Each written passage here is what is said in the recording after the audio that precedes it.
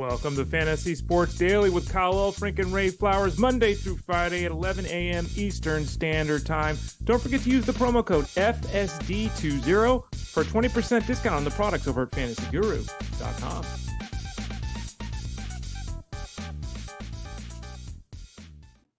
Yes, going to liven this joint up just a bit. Ray Flowers on the keys there. We welcome you to Fantasy Sports Daily, powered by fantasyguru.com. Kyle Elfrink and Ray Flowers hanging out with you. Ray, do you have any background in the keys? Were you ever a child prodigy when it came to sitting at the piano? Listening? No, my family, for all the good that we've done, my grandfather he played trumpet and all that. But really, and my cousin is an opera singer, so we have talent in the family, but it did not hit my family. Yeah. Well, my dad, actually, I will say this too. My dad was the quarterback of the football team back in the 60s, where that was the big man on campus. He was class president. He was actually in the Glee Club or whatever the heck they called it. So I guess, my parents had a little... He was quarterback and Glee Club member. I love quarterback, class president, and Glee Club. Yeah. He did a lot of things very well. He played when he was actually all league as a quarterback, a defensive back, and a place kicker. He was pretty good. I didn't get any of that. My brother didn't get any of that. So to answer your question directly, my brother played sports. Jeff tried the clarinet like in 6th grade for 1 year because we had to, and that was it. My sister played the saxophone for a few years, just a few. I never played anything. I love and I indulge in music. I have no idea how to play it. Absolutely zero. My mom has a little bit of piano background. My dad, nothing. I played, remember in the 80s, I don't know if kids still do this in elementary school, the recorder. Everybody used to have to play the recorder. Mm-hmm. I don't know if that's a thing anymore, but that's about as far as I made it down the musical landscape. My partner, Jessie, she used to play the flute, the piano, the guitar, and there was one other thing too. So I'm surrounded by music, Kyle, but never didn't land on this guy's head. Yeah, I didn't know you were dating Fleetwood Mac. Just everything covered there. Yeah. Okay, let's get to what we are here for, which is fantasy sports. We welcome you in, all the subscribers over at fantasyguru.com, and even those who are not, who just like to listen to Ray and I kind of complain or celebrate. Today, actually less complaining. We're going to kind of celebrate just a bit. So we'll get to that in just a few moments. We're here each and every day, 11 a.m. Eastern. If you got any questions leading into the brand new week of fantasy football, a very critical week for those in fantasy football. For a lot of you, it's the final week of the regular season. For many of you, it may be win and in. For some of you, it may be win and pray. It may come down to a tiebreaker with points. Is that the best way to do it, Ray? I mean, you've always yearned for just a league that's straight points. Mm-hmm. That happens nowhere. But as a tiebreaker, points are usually used. And I can't think of a better tiebreaker. I have heard, almost everybody will play everybody in every league. So a tiebreaker being head-to-head, is that better than just season points? If you say head-to-head, let's say I tie with a guy for fourth place, 4 teams make the postseason, or 6th place, whatever it is. Should head-to-head matter more than total points for the season? I say no. And I'll use an example just because I was looking at this morning in the FSGA league. It's a 14-team league. I am behind 6 teams of the 14 make it. I am behind 6 teams. I'm in 7th place. However, only 3 of the 6 teams ahead of me have more points. And I'm talking like I have more points. I have 100. Let me count this. I have 250 more points than one of the teams ahead of me. 250 more points. Mm-hmm. And in that league, we do the top 3 record, top 3 in points. So I think that the total points matters because the head-to-head thing, you might win 96 to 95 when the average score is 118. You might both have a bad week and you just won that one. So I like there being some inclusion of total points. And I think most leagues, maybe it's one spot, right? But most leagues have some part of total points playing into the playoff seeding. Yeah, all the leagues I'm in is straight up record, but the tiebreaker is total points. And I think that tiebreaker should remain total points because if you carry forth the head-to-head, 2 teams, let's say, tie for the last spot in the playoffs, and somebody makes the argument, well, Team A beat Team B. Shouldn't Team A get... To me, that's double jeopardy. It's not great as is to have wins and losses determined, but now you're counting it twice in effect instead of giving just a little bit of consideration, a good bit of consideration to total points. I think that's where people should go. I see in the chat room, CBS Power Rankings is the only way to make it fair. I am not familiar. I don't play at CBS. I haven't played at CBS in, years. No knock on CBS. I just haven't been in other leagues. Do you know the CBS Power Ranking system? I would never, hand up, never use a website's computer program to determine anything. You don't trust AI, huh? Ray? I don't trust AI. I will say I'm in CBS in one league. It's in the Jeff Mann's home league that he talks about on the Sirius XM show. It's Monday through Friday from 3 to 5 Eastern. I'm actually on with him today, Wednesday. I'm on every Wednesday. He talks about it, and I do enjoy the AI generated, because Kyle, if you're in CBS leagues, they send you a recap and a preview each week. And so the recap will say, Ray Flowers last week, terribly disappointed, going 18 points below expected. So it's kind of, this week, Calvin Ridley was a bum. Like, it's kind of interesting. You're not terribly disappointed. The AI computer is disappointed because they missed it by 18 points. Well, that's what they should say. Yeah. Now wait. The heroic doses clarifies. There it is. They take head-to-head into account. They break down wins against everybody in a week, and then total points. So all of this is thrown together. I guess they all have equal influence. That, some people are cool with that, Ray. Other people, you might struggle to say, wait a second, total points counts as much as head-to-head wins, or, the breakdown of wins, the record against the league counts as much as head-to-head, which counts as much as points. It's not a bad system. It's kind of all-encompassing, but it does level all three of those categories and makes them just as important as the others. Yeah, and again, I don't have any experience with that one, so I wasn't putting that one down. I'm just saying, to me, let's just make this simple. Points. Who had the most points this year? Who did the best? And you said it, and I've said it for years. I don't understand I get it. Okay, everyone wants to have the weekly juice. I get it. But what's the reluctance to reward the team that does the best? I don't understand. Like, I'm in multiple leagues this year where my team is good, but like we just talked about, my record's bad. I'm fourth in that. I'm fourth out of 14 teams in points. In another league, I'm ahead of everyone by like 150 points. I'm ahead of everyone in the league by 150 points. And I'm like 8-5. Like, so I don't understand why the total points doesn't matter more. I don't need some fancy computer program. Just do total points. Well, and then the other thing, I guess, with total points, Ray, is, which is probably the most fair. I don't think anybody should dispute, hey, whoever scores the most points of the year, that's probably the fair way to determine the winner. But like you said, the juice is lost if there's no playoffs. If you just play 18 weeks, that 18th week, or if you only want to play 17, is there going to be any excitement if a guy has 120 points more than the next, so it's kind of that excitement where I will admit, in every league I've ever been in, Ray, when you get to the playoffs and you have head-to-head, that is exciting. Yeah. Win and you're done. So it's like, do you do 14 weeks and total points decides who's in, and then all of a sudden you go head-to-head? That's a little awkward as well. And this is part of the enjoyment, I think, of the fantasy sports, is different strokes for different folks. And we know in football, nothing has necessarily taken root. I guess for the most part, PPR has taken root, but we see leagues all the time that are still non-PPR. But Ray, this kind of goes to the thing of how is your league set up? Some leagues have eliminated kickers and defense. Some leagues are still rolling 2 wide receivers. Some leagues are super flex. Some leagues are 2 or 3 flex. Some leagues are 2 quarterbacks. I mean, we just haven't really settled on what we're talking about when we say this is a normal fantasy football league. Yeah, everyone should play. And I used to be opposite of this, right? I used to be very dogmatic. You need to do what we do. And okay, I still think that people should, for the sake of everything, start 2 running backs, 3 wide receivers, a tight end to flex, have 5 or 6 bench spots. We should have some normalization there. I'd love to have normalization of half-point PPR for every league. I know some leagues are a quarter point, some are 1.5. They're premium this. Some leagues get points for interceptions and don't, some for carries and don't, some for completions.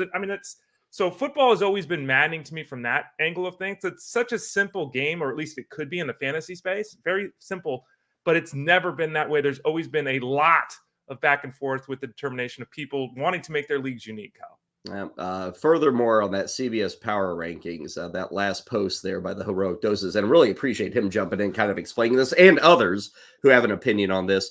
Let's see, 14 weeks of Power Rankings. The top 2 teams get buys. week 15, the playoffs. Next 4 complete in a 4-team 50-50. Then bye teams play the top 2 from 50-50 week matchup. Old school head-to-head. I guess starting once we get to the playoffs. So there again, you're kind of mixing and matching. Kind of what I was talking about, where you kind of decide who's into the playoffs one way, and then you determine your champion a different way.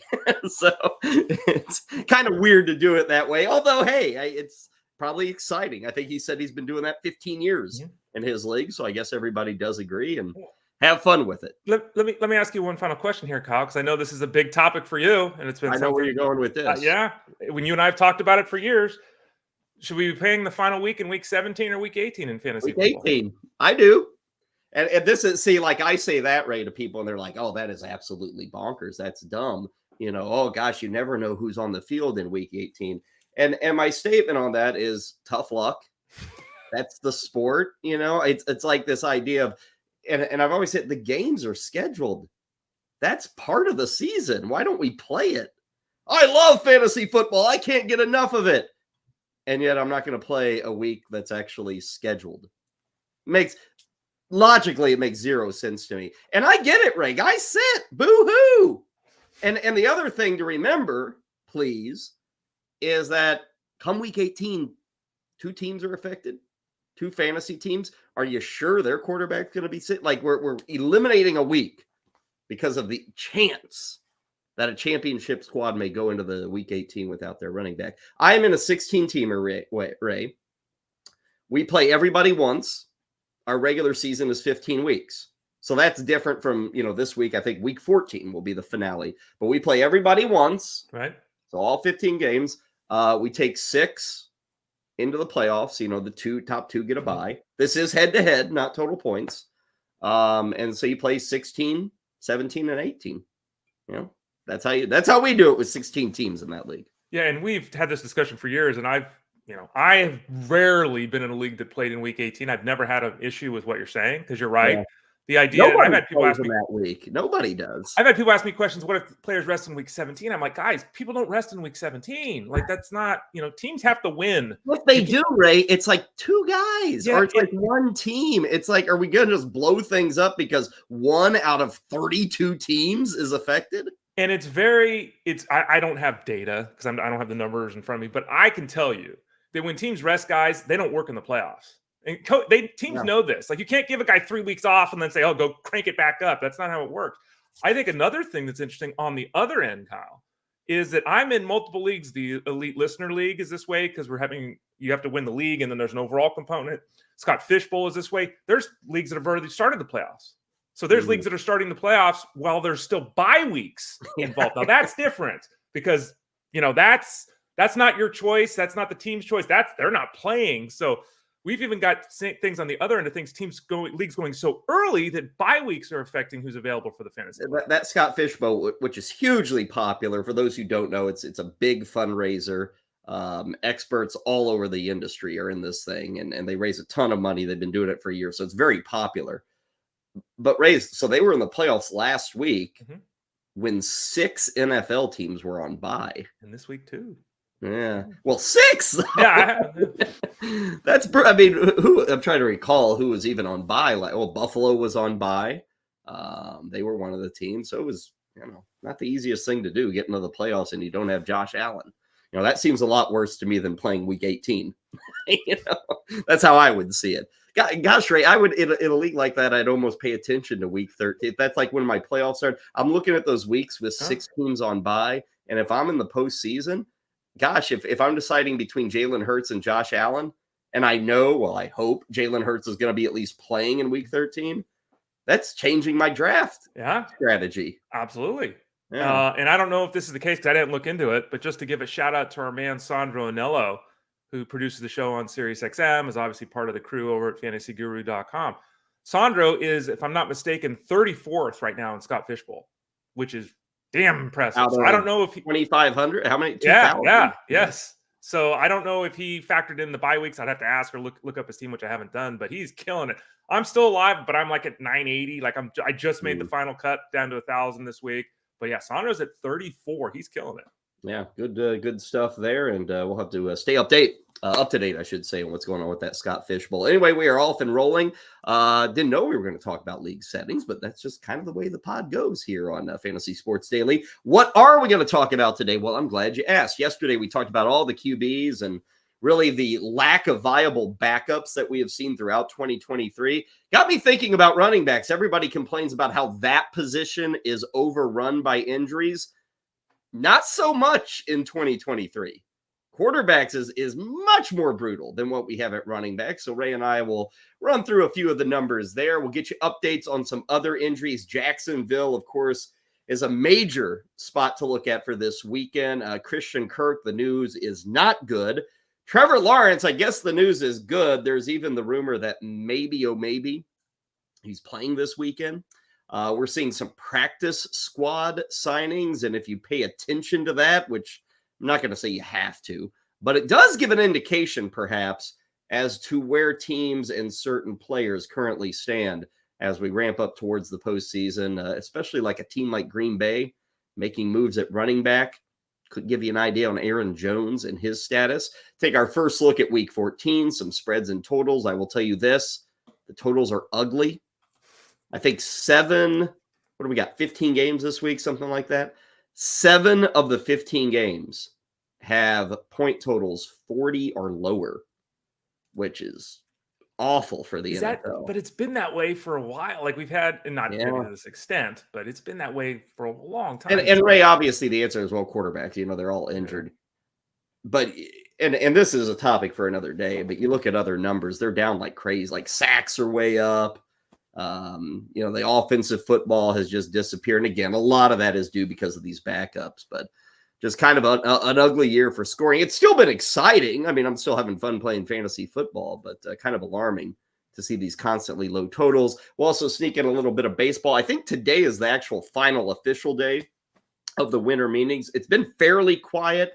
There is a chance that a big move could happen today. Perhaps Juan Soto making the long rumored move to the Bronx to join the Yankees. So we'll get you the latest on that and anything else that's going on in Nashville, Tennessee. Okay, Ray, let's get rolling with all things football. We'll get some news and notes, Week 14 in a bit. But I kind of wanted to follow up on something you and I discussed yesterday with quarterbacks. We had Trevor Lawrence go down, and I kind of ran through all the backups and the lack of success, which you expect. I mean, I don't think anybody says, the backups should be as good as the starters. That doesn't make any sense. You do expect a drop-off, but we're seeing a significant drop-off. Guys who started a week ago are now getting released. Like, that's how the NFL is working. Tim Boyle literally started 4 days ago, and then he gets released. Like, so these guys, even the NFL teams, think they suck, and they have no idea what to do. And I wanted to contrast that, Ray, with what we've seen at running back, because for people who've been playing this for any amount of years, the argument we always hear is, running backs, they all get injured, and you can't keep anybody healthy and you get screwed over. And I looked at this and comparing it to quarterbacks who've just been wiped out this year. Running backs, Ray, are actually really healthy this year. I took a look, and there was nothing scientific to this, but I follow the sport and I know what's going on, and I know who the running backs are, obviously. The only teams, as far as I'm concerned, Ray, out of 32 that have really lost their running back one up to this point, through the first 13 weeks, we still have a month to go. But up to this point, Ray, I'd say Indianapolis, which we knew going into the year, Jonathan Taylor was going to miss some time, and now he's gotten injured again. But Indianapolis, Cleveland, right. Nick Chubb was a big hit. Green Bay, Aaron Jones has played, but he's been 75% of his usual self. Mm-hmm.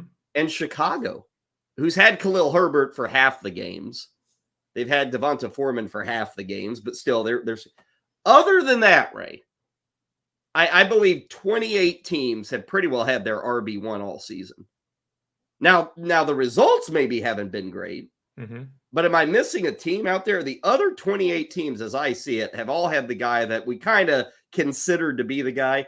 That guy's still the guy 13 weeks into the year. I mean, you could say Kenneth Walker, who's missed some time of late, but it's only a couple weeks. Javonte Williams missed a couple of weeks. Yeah. Maybe the Ravens, J.K. Dobbins. Yeah, but he was injured before the season, right? Yeah. And so Gus Edwards was the guy, and he's played every game this year. Yeah, so, but really, looking at this, and I guess in theory, maybe if you were a Cam Akers guy, Yeah. okay. I mean, I wasn't, you weren't, but maybe some people were. So, but I think your overall point is valid. We can talk about levels of production, but for the most part, it's shocking. The running back position has been healthier than the quarterback position. Yeah. Shocking. Yeah. I running backs who haven't missed a single game, and for my purposes, 12. You've played 12. I mean, most teams outside of Arizona and Washington have had their bye.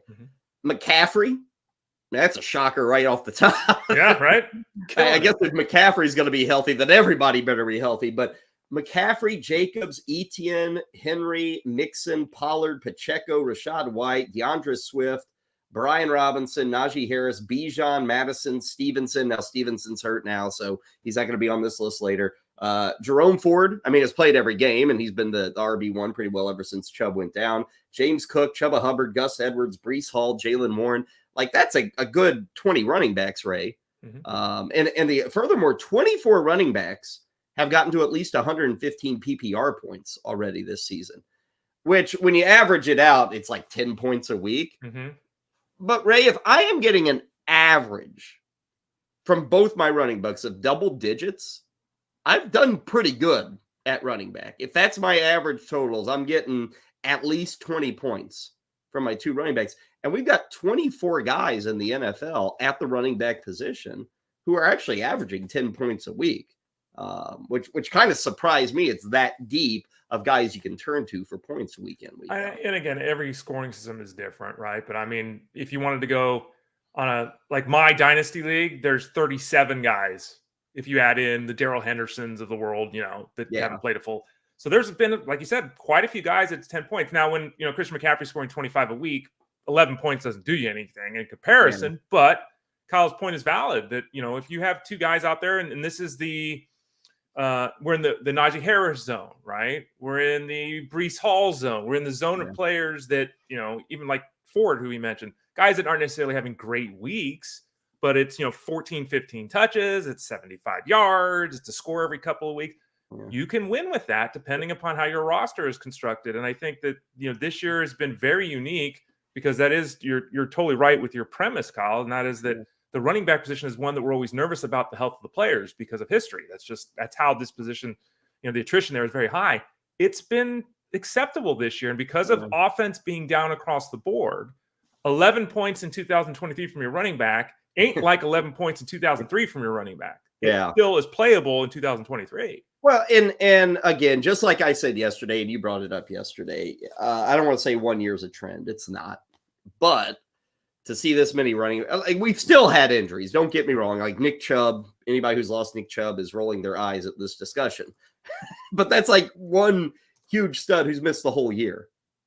Again, nobody else has really just been blown out overall. No guys that you drafted to be RB1s and 2. So we've been lucky, perhaps.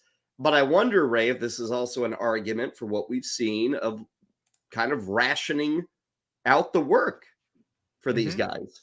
And I don't know. Again, we'd have to see like 5-6 years of data before I'd be willing to say that. But maybe the NFL front offices and coaching staffs that have kind of pissed us all off over the last 10 years, maybe they're kind of winning the argument at this point. If it's allowing their guys to stay healthier, to be out there, we will have to see. But yeah, quarterback is like the new running back with injuries. For the other two positions, wide receiver, I mean, we're getting huge totals despite the lack of offense. We still have studs at that position, and we have a lot of consistent studs. Wide receiver has really become consistent. And to further the point on tight ends, we brought this up well over a month ago. The position's better in terms of production, Ray, than I think many expected. And I'm not to say everybody's been a hit or that you've got 15 really good tight ends, but I think, if I go back and think about this, Ray, 5 years ago, we had like 2 tight ends. And maybe 4 years ago, we got to like 5-6 tight ends. I kind of feel like we may be in that 10 range of guys you can look at and go, yeah, they're pretty good tight ends. Like as we look forward to 2024, guys that we feel like, obviously Laporta has become one of those guys. McBride has become one of those guys. Kincaid has mostly filled the expectations. The position has improved from where it was, say, a half decade ago. Yeah, and then you've got like the Cole Kmets of the world who aren't sexy, and some of it's pop performances, 2 touchdowns here kind of thing. But I think Cole Kmet is in that, 4 or 5 catch, 50-yard a Sure. week kind of zone. Is another guy that is just there. And, then we've got guys like Evan Ingram, Jake Ferguson's in part of a huge Yeah. offense there with the Cowboys. So he's been quite effective. Dalton Schultz has missed some time here with injury of late, started slowly, but, he's part of that offense with Stroud. So there's a lot of guys, to your point, Kyle, at the tight end position that we were hopeful for having success this season, but they've actually been very good. And that's softens the blow of a position where some people are still, streaming. Let's not gloss over the fact that some people are doing that. But as a whole, the position has been much better this year than it was in 2022. Last thing on these running backs, and again, I hesitate to even throw this out with a month to go in the season. I mean, probably one of these guys blows out an Achilles before we get to that point. But in terms of guys who could be first rounders in like a PPR draft, McCaffrey's obviously there, Ray. I don't think there's any doubt about that. Is there another guy? See, yeah. I mean, maybe Jonathan Taylor, assuming he's back and healthy, Right. like on the back end of the first round. Right. But ETN has kind of had numbers that could maybe sneak him in there. But, this year, Bijan Robinson was that guy. He's not going to be that guy next year. Well, unless, what if he runs off 22 points the last, then there'll be the question. But I think where you're at with that is right. We're at a point, Ray, where it's crazy that we may only have one running back, maybe two in the first round next year. Because if you look at the leading point getters, like Rashad White is up there, but he doesn't. Yeah, right. No. Okay. Alvin Kamara is another year older. Travis Etienne, you mentioned. Raheem Mostert, everyone's been waiting for that tire to blow, right? Yeah. So no. Joe Mixon, no. Henry, no. Yeah. Jacobs, no. I mean, so, and these are guys that are in the top 10 right now. Saquon Barkley, he's going to be with a new team probably. I think he's a no. Maybe. Yeah. Then you get the teams where, like you're talking about Bijan Robinson, what are the Falcons doing? You've got the excitement with the Lions, but they got 2 guys. So I think, your point's very valid, Kyle. Pretty wild to think about that. One running back. There's a good chance just one guy in the first 12 picks. And then everyone will take him, and then he'll play 12 games. Exactly. 2 games for Christian McCaffrey. Okay, wanted to just talk about that a bit, kind of a follow-up to what we were discussing with quarterbacks. We'll get to some questions in the chat room here in a bit. Before that, though, some news and notes. Jacksonville, Ray, Christian Kirk is set for core surgery. Jacksonville's not saying this because they consider themselves a playoff team, so you never want to just say, he's done for the year. But I guess for fantasy purposes, he's kind of done for the year, isn't he? Yeah, you can't have core muscle surgery and not be done. So if that report is accurate, he's done. Parker Washington time, let's go. That's a significant loss for the Jaguars. Of course, their quarterback too. So you could be looking, at some serious changes to that offense with CJ Beathard and Mr. Washington. But is it Washington or Parker? Is it Parker Washington? Parker Washington. Yes, thank you. With Washington, don't worry, he had 0 catches before Monday night. You're right. Yeah, and he went 6 for 61, I think, touchdown. Beathard and I think Christian Kirk, if the report's accurate, he's done for the season. Yeah. Now the Jags have not totally ruled out Trevor Lawrence. We should just throw that out there. But everyone would be stunned if he is playing. With a capital S. Yeah. So you got to give the guy at least a week off after that injury. Now, maybe you push it next week, but I don't foresee him. Jags are not saying that. Mentioned the Jets have released Tim Boyle. They have also signed Brett Rippon to the practice squad. Who the hell knows, Ray? Maybe he's starting on Sunday. I guess there's a chance Brett Rippon is starting for the Jets on Sunday. I think it's got to be. I mean, you talked about this yesterday. There's a short over on YouTube, youtube.com/@ElitePlusNetwork. You talking about Zach Wilson and is he going to be the quarterback? Is he going to take? Jeff Mans talked about it on Elite Sports yesterday. We'll see what happens. I'd be shocked if he was under center, but Simeon and Boyle should have never been under center. So who the hell knows with the Jets? And I'll just say this, Ray, to reiterate, we talked about this, maybe it was Monday or last week, but Garrett Wilson owners, you got to roll through this. I guess if you're starting 2 receivers and you're sure, but for leagues we talk about, PPR, 3 receivers, 12 teams, Garrett Wilson, I don't care if it's Rippon, Wilson, Simeon, Garrett Wilson's in your starting lineup, I feel.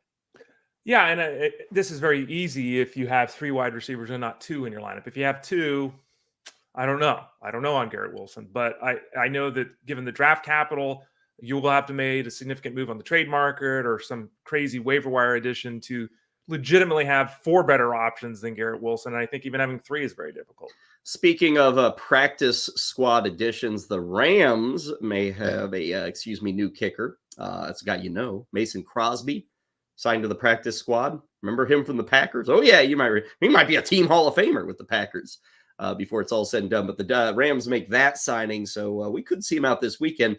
Notably, Ray, Green Bay signing Kenyan Drake to the practice squad, which people don't need to be racing to get Kenyan Drake. But to you, does that tell you something about Aaron Jones and his status when you had Kenyan Drake this late in the season? I mean, yeah. And you said this earlier with Aaron Jones. I don't know. This has just gone horribly wrong.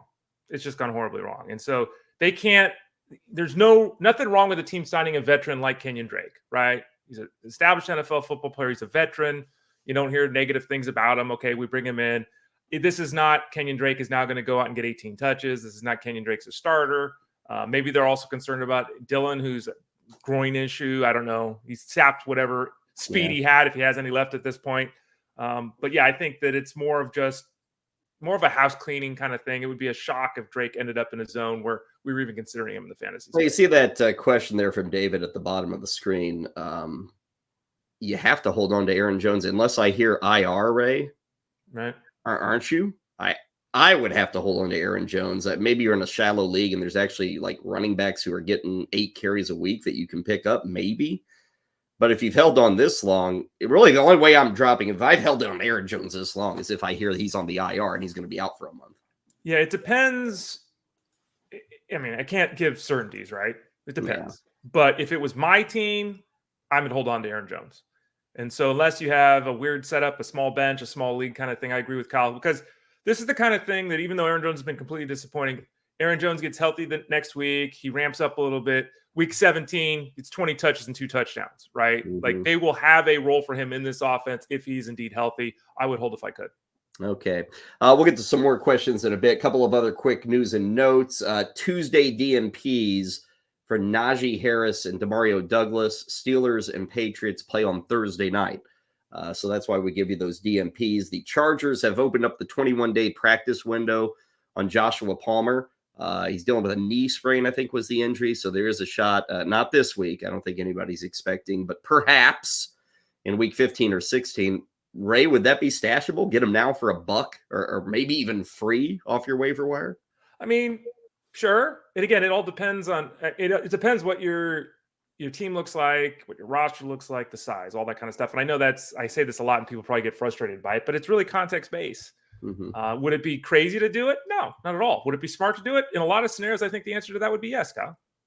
Philadelphia Eagles got another tough, like their schedule. Wow. The last month, they're on the road at Dallas this week. Huge game in the NFC East. Yesterday, their OC said, hey, we got to run more. They did not run at all against San Francisco. DeAndre Swift was game scripted out of that matchup. Ray, in terms of rushing attempts, though, they're 5th in the NFL in rushing. Now, that's a lot of Jalen Hurts, and maybe that needs to be discussed here.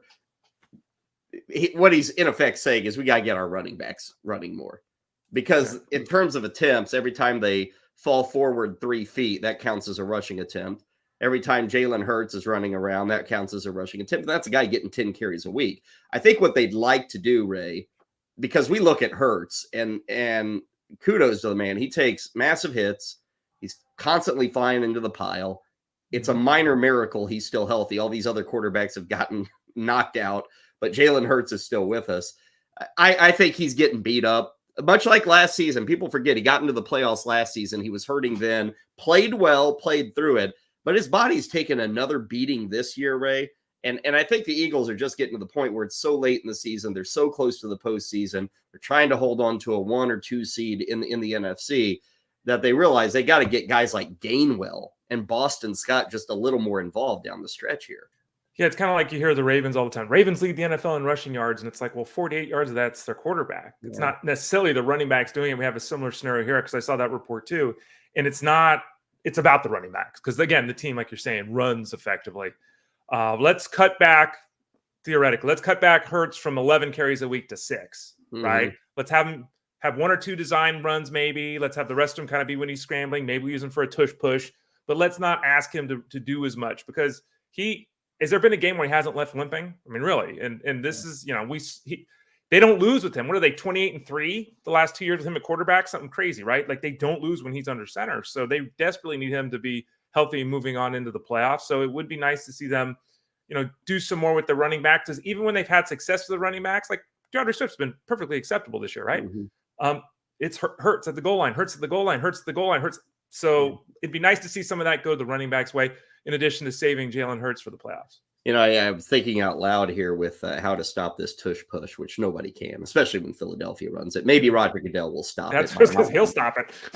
But I think of it like the key component of it, Ray, and not the only component, but it's the 2 running backs from behind Hurts pushing them forward.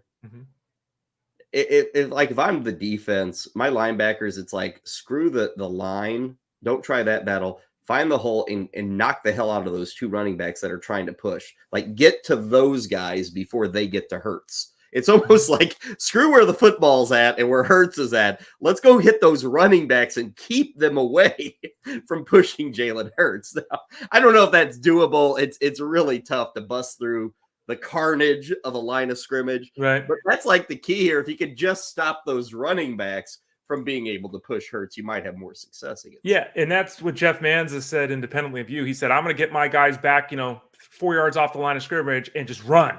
Full speed, just hit and just mash people, right? I'll get my defensive back. Push their defenders. Yeah, like screw this. We're going to get into pushing more because we get into pushing more, we're not going to win. We're going to blast the line. And, we're going to treat it like it's a kickoff. And we're just going to have guys go flying in there. I hope Goodell, again, removes it. Let's let the line be the line and all that. Pushing a guy from behind, that's weak sauce. It's not rugby. Philly-Dallas is the big game this week. It should be a hell of a matchup. It's on Sunday Night Football. That'll make everybody at NBC happy. Philly is on the road at Dallas. Cowboys are a 3-point favorite. That game, this is like turn back the clock, 53 on that game total there. Howdy doody. You don't get that anywhere. The rest of the week is not so exciting. So we lead with the Eagles and Cowboys. If you can only watch one game, that's your one Sunday night. Tomorrow, Ray. Oh, my God. Steelers. The game total is a 30.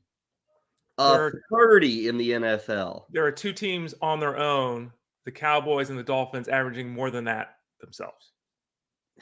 It can't pot. I mean, I know games can end up below 30, but to see the over-under, like a 50% chance of it being under 30, 50% chances is kind of wild to see that. 6 points last week in that Patriots game, Kyle. The defense, well, you talked about it earlier in the week. They're giving up like 10 points a game. Yeah. I don't know. 18-12 is the assumed win there because the Steelers are favored by 6. By 6. Okay, so that's how we start. Rest of the schedule, that 1 o'clock window is fairly busy. Again, we only have 2 teams on bye, the Commanders and the Cardinals. Big showdown. Hey, it counts. NFC South, Tampa, Atlanta. Falcons favored by 2.5. Total there is 39. Rams are going to Baltimore. Ravens favored by 7. The game total is 40. Carolina is at New Orleans. Saints are favored by 5. 37.5 is the total there. Detroit visiting Chicago. Lions by a field goal, 41.5. Colts are in Cincinnati. 41.5 is the total. Ray, surprised at all that the Colts are favored? I'm one of those that's rolling Jake Browning this week, by the way. I did secure his services to cover for Kyler Murray this week in a league I've got. Yeah, I mean, again, it's not bad, right? He's performed very well. He's completing a ton of passes. He as you noted earlier this week, he had a big game that rivaled what Joe Burrow was doing this season. But let's pump the brake. You're not expecting 27 points from him. It's not like but hopefully the listeners are in that same boat 16, too. 16 is kind of just do it. Just be baseline, just get us in and out, give us a chance to win this week. That is what people should be expecting with Browning. Sounds like Jacksonville will be going with CJ Beathard. He will be up against Joe Flacco. Who saw that one coming in week 14? Jacksonville is at Cleveland. Browns favored by 3. That total is 30.5. 30.5 for that one. It's so bad. Houston visiting the Jets. That totals 33. Texans favored by 5.5. 4 games in the late window. Man, Vegas is loving the 49ers, Ray. They're favored at home by 10.5 points against Seattle. That's a big number against the Seahawks, who just went to Dallas and beat the Cowboys. Like, I'm surprised that number. San Francisco's good. They look great last week, but 10.5 is a big, big number for Sunday.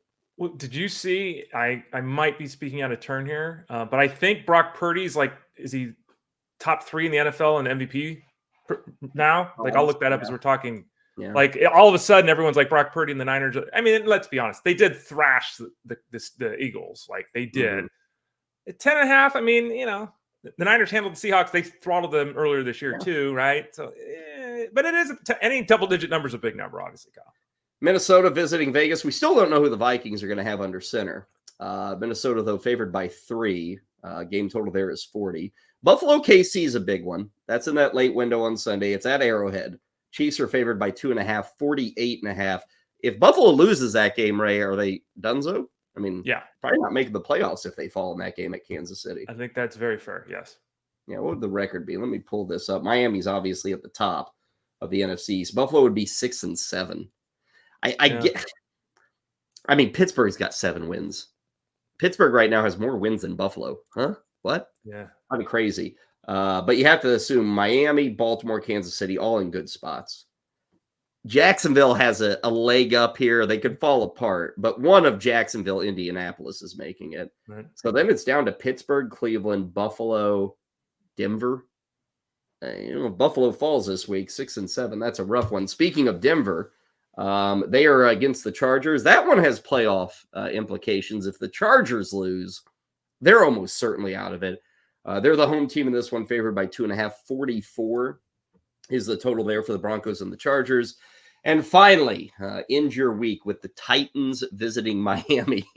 I don't know if we could dream up 2 offenses that just have different goals, right? I mean, Miami, let's score on 2 plays. Right. Tennessee, it's let's take 14 snaps to go down the football field. Miami's favored by 13 in that one against the Titans. Yeah, the Titans, it looks like Derrick Henry's going to play after the early concerns with the head injury with him. But, Will Levis, who exploded on the scene with the 4 touchdown passes, hasn't had 4 touchdown passes since. He and DeAndre Hopkins were seeing John at each other because a couple of passes, Hopkins was like, bro, you're throwing it out of bounds. I don't know if people say, I can't catch it if it's 4 yards out of bounds. So they're messy. And with the quick strike ability of the Dolphins, even when the Titans get down, can they come back? Like, can they open their offense up? Like, I don't even know if that's possible. So that's going to have to be, 47.5 is going to have to be 30 plus, obviously, from the Dolphins to get to that number. Yeah, you're going to need primetime Derrick Henry there. You're going to need like 25 carries and 180 yards. That's what you need from Derrick Henry if you're going to pull off that upset against the Dolphins. So that is the rundown for Week 14. Obviously, a lot more coming on this tomorrow. Ryan Clifford will join us to preview the Thursday nighter. I wonder if Ryan's even playing the showdown slate between the Patriots and Steelers.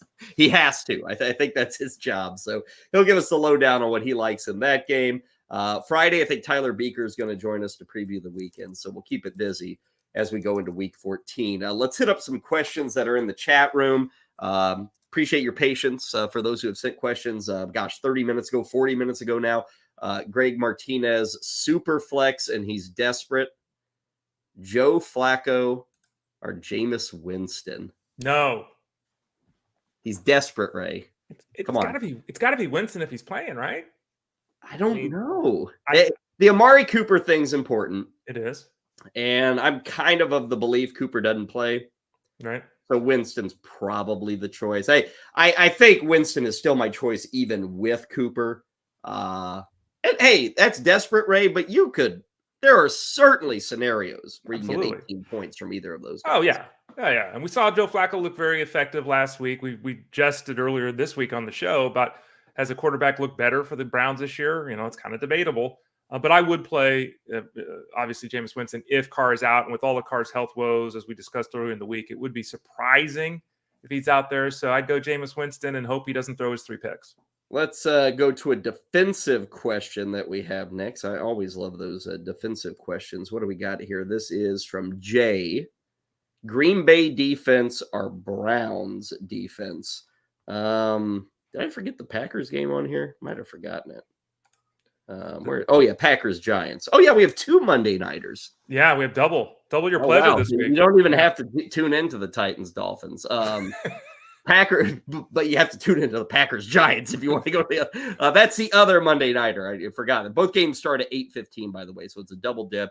That game's got a 37. So 8 of our 15 games are 40 or lower. Anyway, Packers up against Tommy DeVito on the road. Are the Browns home against Jacksonville? I'll take the Browns here, Ray. Mm-hmm. I worry about this Myles Garrett thing. He is so critical, and he's obviously not 100%. But I get CJ Beathard. I don't think Lawrence is going to be out there. The Browns are actually really solid at home. The weather's always a factor come December. It's either windy, it's either rainy, it's cold. It's like one of those 3 things, if not all 3, come Cleveland in December. So give me the Browns defense there. Yeah, and you look at and there's another question there talking about how they haven't been great this season or the last couple of weeks, the Browns, but still, even with the concerns of Myles Garrett, as you pointed out, their big playability, playing at home, the matchup, the quarterback. I agree with all of that. I'd go with the Browns as well. We have a question. This is from Greg again. Khalil Herbert or Rashawn Johnson, I guess, in that Chicago backfield. Who is it going to be? Ray, Devonta Foreman, if he's like all 3 of these guys. They're all 3. And I think the Bears actually should be that way for fantasy purposes. I wouldn't feel good about starting any of them. Herbert would get my number 1 slot. But again, that may be for 11 touches. I think all 3 guys are used by this Chicago offense. They don't have a really great clue of what they're doing offensively. They've gotten a bit better this year, I think, but especially in the backfield, it's a mystery. So I would call it a mystery. I'd lean Khalil Herbert, but I think all 3 guys are going to be used out there on Sunday. Yeah, the answer to this question is Justin Fields. Because Justin Fields has 10 carries for over 100 rushing yards in 3 straight games against the Lions. He's got over 100 rushing yards in 3 straight games. Okay, so clearly there's something going on there. This one is very difficult to get a handle on because, like Kyle said, we got a returning Foreman. It's a mess anyway. I would say Herbert over Rashawn Johnson, and I'm going to go with the storyline, which I think is accurate, that last time out, we saw it the other way. Johnson was on the field more. He dominated the backfield. It was about the matchup. They were more concerned about not running against the Vikings. They were more concerned about trying to diversify their offense, so they put Johnson out there who they feel more comfortable with catching passes. I'll say Herbert, but, I don't want to start any of those guys, really, if I can help it this week. Slim Shady wondering about Justin Herbert during the playoffs. Sorry here. Golly, that's loud. Justin Herbert in the playoffs, he's got at Vegas, Buffalo at home, at Denver versus Stafford. I was just looking at the Rams schedule for, what is that, week 15 through 17. A couple of home games, the Commanders and the Saints, and then a road matchup with the Giants. I don't actually like it. The Washington matchup's okay. But, Ray, I'm not really sold on the Rams being – I know Stafford has 7 touchdowns in the last 2 weeks, and he's lapping Justin Herbert. Mm-hmm. Like, I get where this question is coming from because the last 2 weeks, Slim Shady has had Herbert in his lineup and has gotten not a whole lot. Meanwhile, Stafford's racking up major points. Right. I could maybe – I take Herbert against Vegas. I take him against Buffalo. Then you get to that week 17. If it were championship week, you got Stafford at the Giants, which I don't like that matchup. You got Herbert at the Broncos, which I don't love that matchup. It might come down to weather, but I think Herbert's going to be the guy that you're riding with in these playoffs, which there's a lot of people probably jumping on board the Stafford train. I still look at it, Ray, and say this is a little unsustainable. You've talked about Cooper Kupp not being healthy. We don't really know where Nakua is going into the week. There's still an offense that you don't profile as like 24 points a week. Like they're still not there. I still think the Rams are a pretty ordinary offense despite the last 2 weeks. And don't forget, Tyler Higbee's also beat up too, another pass catcher with the Rams. If you wanted to add Stafford to give yourself an option, I'm not going to look askance at you. Okay. Yeah, am I going to drop Herbert to add Stafford? I can't do that. I agree with you. You can't. I can't make that call right now. The tight ends beat up. The 2 top wide receivers are beat up with the Rams. If you look at the other side of things, we did get the report that the Chargers did open the window for Josh Palmer to return. So it's 21 days. So it seems like, because we've heard all this, we don't know when Palmer's going to come back from his knee issue. We've heard, well, he'll probably play again this year. We got 3 weeks. Now, that might be 3 weeks. They may not ever activate him. That's possible too. But if he comes back, that obviously will help solidify the offense a little bit for the Chargers as well. So as we sit here right now, I would be planning on playing Herbert. But if you wanted to add Stafford for some depth, I'm not against it. Last thing, David, Houston D or Green Bay D? Give me the Texans, Ray. Like, I get the Jets. These guys, I don't care if you're Simeon or Wilson or Brett Rippon. Give me the Houston Tech. DeVito has not been terrible. He's been. I ran through the numbers yesterday. Per game basis, he's scoring as much as Daniel Jones was. So I'd rather take the Texans D up against the Jets. I will say this. We have both guys right now in the rankings over at fantasyguru.com as top 8. So that's good. Usually we get at one of these games and it's defense, 19 or something. So both these teams are viable. I will also say that at this point of the week, I'm going to defer to the rankings because Jeff Mans does a lot more work early in the week on defenses than I do. We currently have the Packers at 6 and the Texans at 8.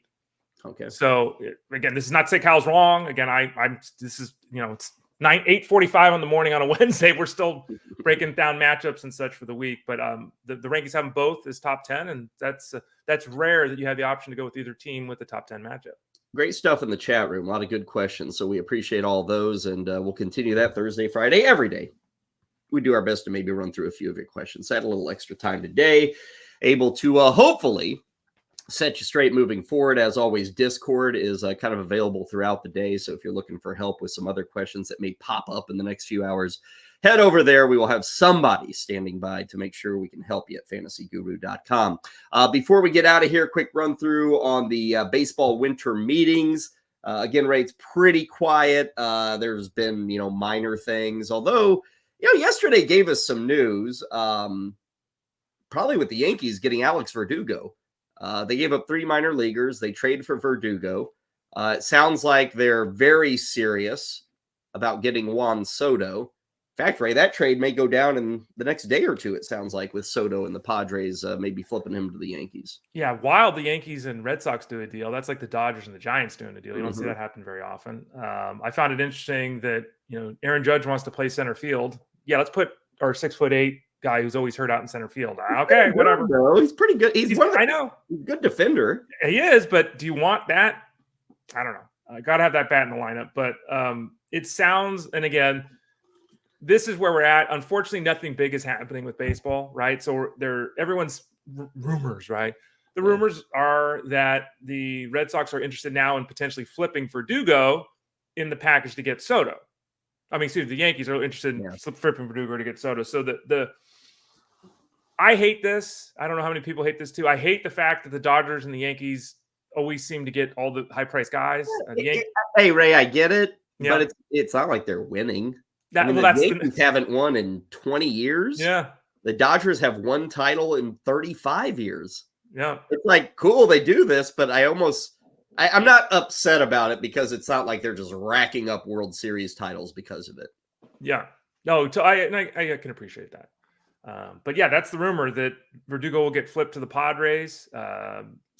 Soto, Soto's the big fish. And the question is, obviously, if you make a move to get Soto, much like Tyler Glasnow, who you and I were talking about before the show, pal, is what do we do long-term with Soto? Because now Soto wants $500 million.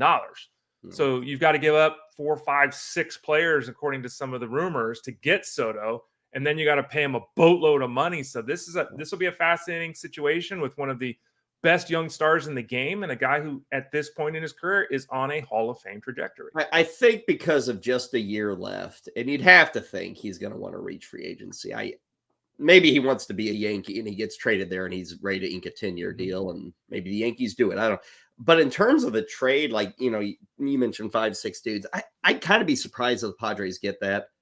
I think it's more of like 3 guys coming their way, and maybe 2 of them like are major league players. Like you said, Verdugo, maybe there's a pitcher like a Clark Schmidt that goes there, and then maybe they get one of the prospect hitters that the Yankees have, kind of that route. If it's up to like 6, I think that's just to be a bunch of junk that they're getting.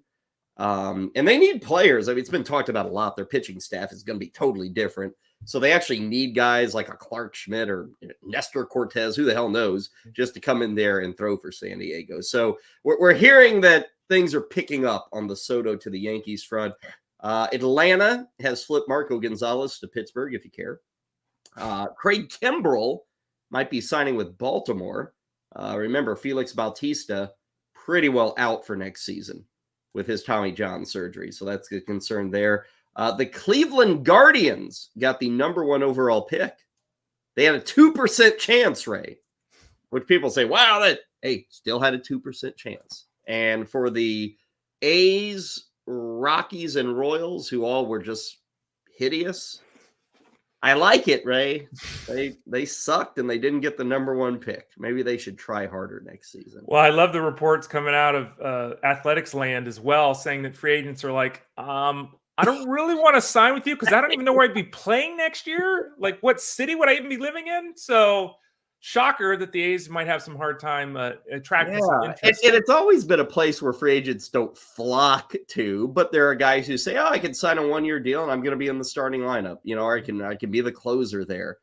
I don't even know if that's going to hold this offseason with Oakland because it's such a bad situation. And Ray, they may truly become, this is crazy to think about because you think anybody you offer a major league job, they're going to want to go there. But somebody say, you know what, I'd rather be a backup in Detroit or a backup in St. Louis or a backup in Miami or a backup in Boston than to be playing with a bunch of 20-year-olds in Oakland and get my head beat in, night out. And remember that too, even if you go there on a 1-year deal, why would I sign a multi-year deal when I legitimately don't know where that team is?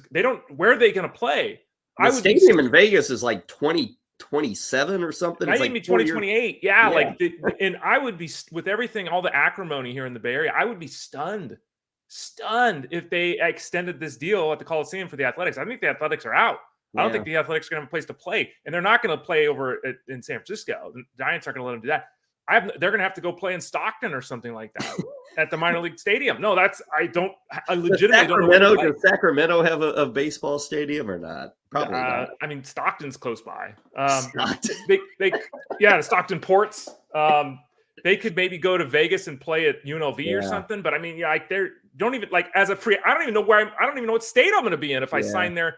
Why would you want to do that? Well, I think Vegas would be the spot, but Ray, it's 112 degrees because those the UNLV, they don't have a dome.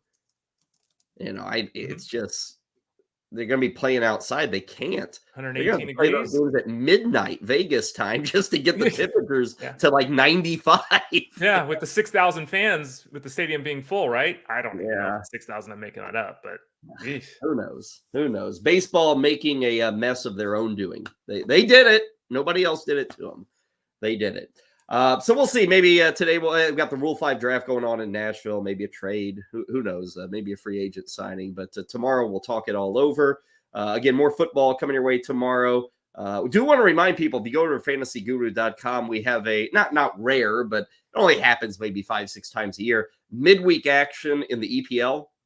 A lot of games this afternoon. I know Ani Sridhar, for those who are interested in EPL DFS, he's got a full write-up of today's main slate, which I think starts at maybe 2:45 Eastern, 2:30 Eastern, when most of those games are going to be kicking off. So it's kind of if something, I would just point this out. If you've never done soccer DFS, but you love like DFS, whether it's NBA, Major League Baseball, NFL, whatever you play, maybe give a shot. Some afternoon sweats, if you will, with the EPL. But read Ani's article. He'll help you out there. He'll be in Discord as well as you get set for some afternoon sporting action. Ray Flowers will not take my advice. He will be settling in with Jeff Manns today, right? You're going to be hanging out with him instead of pulling away for EPL action. Yeah, we're here Monday through Friday, obviously, at 11 a.m. Eastern on Fantasy Sports Daily. Every Wednesday, I'm on with Jeff on the Elite Sports Show. That's 3 to 5 Eastern on SiriusXM Fantasy Sports Radio. So I'll be with him today. And I'll even try to throw out the promo code FSD20 for all our discounts. He's got a different code for his show, but I'll see if I can get our code mentioned on the air today. Yeah, we want people using our code. We're the cool code. Right. People know that you're like legit if you're using FSD20, right? That's got to be it. Okay, Ray, pleasure today. We'll do it again tomorrow, 11 a.m. Eastern, as you noted. Have a good one, okay? You too, Kyle. Sounds good. Fantasy Sports Daily. Appreciate everyone hanging out with us on a Wednesday. We'll see you in 23 hours. Powered by fantasyguru.com.